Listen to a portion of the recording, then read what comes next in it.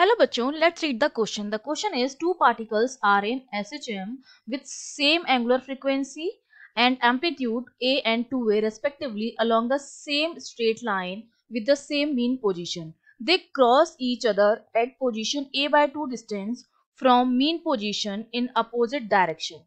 The phase between them is, क्या बोल रखा है कि दो पार्टिकल हैं, दोनों जो हैं वो मीन पोजीशन से स्टार्ट कर रहे हैं अपना मोशन, अपना सिंपल हार्मोनिक मोशन। दोनों में डिफरेंस क्या है, एक का एम्पलीट्यूड ए है और एक का 2 है, लेकिन दोनों के एंगुलर फ्रीक्वेंसी जो है वो क्या है, सेम है, और दोनों एक दूसरे को ए बाय 2 डिस्टेंस पर क्या कर रहे हैं, क्रॉस कर रहे हैं। ये जो ए बाय 2 डिस्टेंस है वो कहाँ से है, मीन पोजिशन के अपोजिट डायरेक्शन में है। ठीक है, तो हमें पता है कि जब हम सिंपल हार्मोनिक मोशन की बात करते हैं, जब हम सिंपल हार्मोनिक मोशन की बात कर रहे हैं, जो हमारा पीरियोडिक मोशन है वो हमारा क्या होता है, मीन पोजीशन और एक्सट्रीम एंड्स के बीच में होता है। ठीक है, कुछ इस तरह का मोशन होता है हमारा, ये मीन पोजीशन होता है और ये दो हमारे क्या होते हैं, एक्सट्रीम एंड होते हैं। एक पॉजिटिव होता है हमारा और एक नेगेटिव होता है, और ये हमारी क्या होती है, मीन पोजीशन होती है। और इनके बीच में ही हमारा पार्टिकल क्या करता है, ऑक्सीलेट करता है। ठीक है, इतना आपको पता होना चाहिए। जो मैक्सिमम डिस्प्लेसमेंट होता है वो एक्सट्रीम एंड्स पर होता है, जो एम्पलीट्यूड के बराबर होता है। जो यहाँ पर डिस्प्लेसमेंट जो होता है मीन पोजीशन से, वो क्या होता है, मैक्सिमम होता है, एक्स हमारा, और इसी को हम क्या बोलते हैं, एम्पलीट्यूड बोलते हैं। ठीक है, अब हमें ये पता है कि हमारे पास दो पार्टिकल हैं और दोनों पार्टिकल जो हैं वो कहाँ पर हैं, दोनों की एंगुलर फ्रीक्वेंसी सेम है, एम्पलीट्यूड जो है वो क्या है, अलग अलग है, और एक स्ट्रेट लाइन पर ही मोशन कर रहे हैं। मतलब इसी तरह का मोशन हो रहा है, यहाँ पर होंगे दो पार्टिकल और मीन पोजीशन भी सेम है। उसके बाद दोनों जो हैं वो a बाय 2 डिस्टेंस, अगर हमने मान लिया कि a बाय 2 डिस्टेंस यहाँ कहीं है, तो यहाँ पर वो क्या कर रहे हैं, मीट कर रहे हैं अपोजिट डायरेक्शन में। ठीक है, ये हमने मान लिया, ये हमारी क्या है, a बाय 2 डिस्टेंस है, यहाँ पर दोनों क्या कर रहे हैं, मीट कर रहे हैं आके। तो उनके बीच में जो जो फेज होगा वो हमको कैलकुलेट करना है। तो हमें पता है सिंपल हार्मोनिक मोशन में डिस्प्लेसमेंट की जो स्टैंडर्ड इक्वेशन होती है वो हम कैसे देते हैं, x equals to a sine omega t से देते हैं। तो हमारे पास दो पार्टिकल हमने मान लिया, पहला पार्टिकल की इक्वेशन हो गई x1 से, जिसका एम्पलीट्यूड भी क्या है, a है, और फ्रीक्वेंसी हमने मान लिया, एंगुलर फ्रीक्वेंसी ओमेगा है। सिमिलरली हम दूसरे पार्टिकल के लिए जब लिखेंगे तो हमारा क्या हो जाएगा, ये 2a हो जाएगा, क्योंकि उसका एम्पलीट्यूड 2a है, साइन और ओमेगा टी प्लस फाइव हमने मान लिया। जो दूसरा पार्टिकल है उसका पहले पार्टिकल के साथ जो फेज डिफरेंस है वो कितना है, 5 है। तो ये हमारे पास दो इक्वेशंस आ गई हैं। अब हमें ये बता रहे हैं कि a बाय 2 डिस्टेंस पर दोनों क्या कर रहे हैं, मीट कर रहे हैं, मतलब डिस्प्लेसमेंट हमारा क्या हो गया, a बाय 2 हो गया।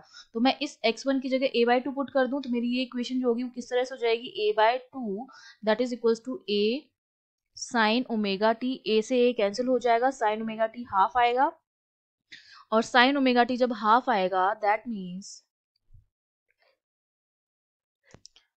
ये अगर हाफ है, this is half, that means omega t जो होगा हमारा वो कितना होगा, पाई बाय 6 आएगा। ठीक है, ये हमने ओमेगा टी की वैल्यू निकाल दी है।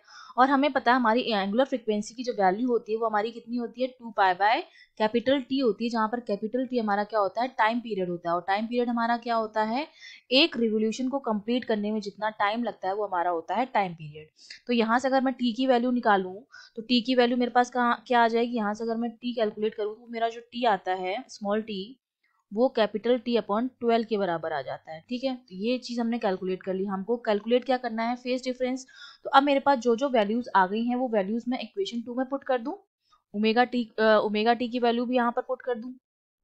तो मैं इसको लिख सकती हूँ इक्वेशन 2 को, x2 की जगह मैं a बाय 2 लिख दूं, क्योंकि दोनों जो है वो सेम पोजीशन, वहां पर दोनों ही क्या कर रहे हैं, मीट कर रहे हैं, तो दोनों के लिए a बाय 2 हो जाएगी displacement. a by 2 equals to 2a sine omega t की जगह मैं क्या लिख दूं, पाई बाय 6 लिख दूं, प्लस आपका क्या हो जाएगा, 5 हो जाएगा। ठीक है, तो यहाँ से a तो कैंसिल हो जाएगा, तो ये हमारे पास क्या बचेगा, ये मेरे पास बचेगा साइन पाई बाय 6 प्लस 5, वो मेरा किसके बराबर आ गया, 1/4 के बराबर आ गया। तो यहाँ पर मैं पाई बाय 6 प्लस 5 की वैल्यू निकालूं तो वो मेरे पास कितनी आएगी, साइन इनवर्स 1/4 आएगी।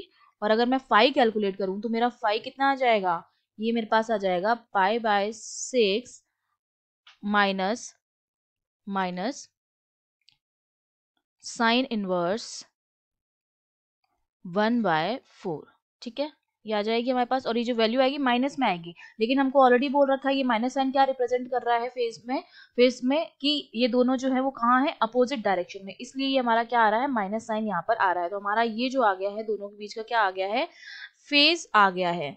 तो अब हम देखते हैं हमारा ऑप्शन कौन सा सही है। हमारा जो बी ऑप्शन है that is π/6 minus sine inverse 1/4 is the correct option. I hope you understood well. All the best.